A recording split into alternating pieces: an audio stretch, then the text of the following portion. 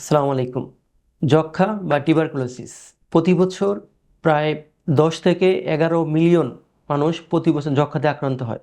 এর মধ্যে আপনার 13 থেকে 16 লাখ মানুষ এই যক্ষ্মাজনিত রোগে মারা যায়। আমাদের বাংলাদেশে প্রায় প্রতি বছরই প্রায় 3.5 লাখ মানুষ যক্ষ্মা রোগে আক্রান্ত হয়। যক্ষ্মা কি? আমরা জানি যে যক্ষ্মা একসময় জানতাম যে যার হয় যক্ষ্মা তার নাই রক্ষা। কিন্তু এখন বর্তমানে 1980 সালের পর থেকে যক্ষ্মার খুব ভালো ট্রিটমেন্ট হয় এবং যক্ষ্মা রোগীরা চিকিৎসা নিলে রোগী একদম স্বাভাবিক লাইফ লিড করতে পারে। তো এই যে যক্ষ্মা হচ্ছে একটা বায়ুবাহিত রোগ। মেইনলি যে মাইক্রোবায়োম টিউবারকুলোসিস দ্বারা যক্ষ্মাটা হতে পারে। তো অনেকেই আমাদের কোশ্চেন করেন যে যার যক্ষ্মা হয় আমাদের থাকলে কি তার সাথে যক্ষ্মা হবে, বা তার থেকে আমাদের কতটুকু ছড়াইতে পারে, বা যক্ষ্মা ছোঁয়াচ্ছে কিনা। খেয়াল করবেন, যক্ষ্মা মেইনলি হয় ফুসফুসে। প্রায় 85% যক্ষ্মার ফুসফুসজনিত রোগে ফুসফুসেই হয়। তো এই ফুসফুসে যক্ষ্মার মধ্যে যদি কফের জীবাণু পাওয়া যায়, ঠিক আছে, যদি কফের জীবাণু পাওয়া যায়, এটা যদি এফবি পজিটিভ হয় বা জিন এক্সপার পজিটিভ হয়, অথবা যদি আমরা বঙ্কোস্কোপি করে বলে যদি জীবাণু পাওয়া যায়, শুধুমাত্র ওই যক্ষ্মাটাই আমার থেকে আপনাদের ছড়াতে পারে, বা যার যক্ষ্মা হবে তার থেকে অন্যদের ছড়াতে পারে। এটা ছাড়া যদি আপনার অনেকের বলে লিম্ফ নোডে টিবি হয়, ব্রেনে টিবি হয়, পেটে টিবি হয়, ফুসফুসে পর্দার মধ্যে টিবির কারণে পানি আসতে পারে, পেটে পানি আসতে পারে, কিডনিতে টিবি হয়, স্কিনে টিবি হয়, আর কোনো যক্ষ্মাই ছড়াবে না। ঠিক আছে, তো এই জিনিসটা খুব মাথায় রাখবেন।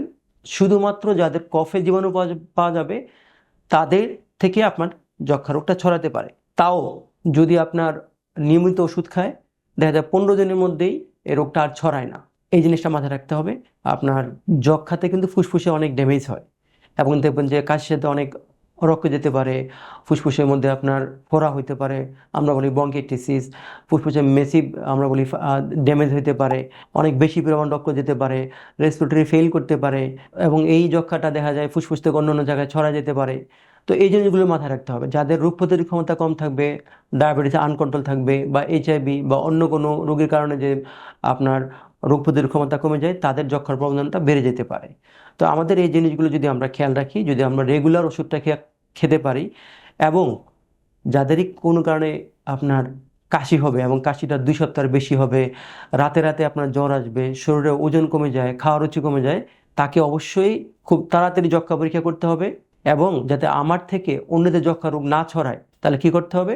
যাদেরই কাশি হবে, এটা আমার আপনার সবার জন্য, যাদেরই কাশি হবে, হাঁচি হবে, আমরা মাস্ক ইউজ করব, আমরা হাতে অনেকগুলো আমাদের টিস্যু থাকবে, আমরা দেখা যায় এই যে হাঁচি হবে কাশি হবে আমরা এইটা টিস্যুর মাধ্যমে দিব, এবং তাড়াতাড়ি এটা একটা বিনের মধ্যে ফেলে দিব।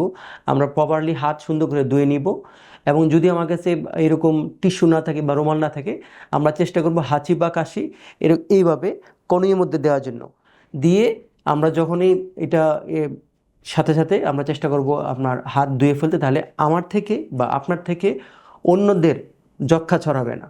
জি, ধন্যবাদ সবাইকে।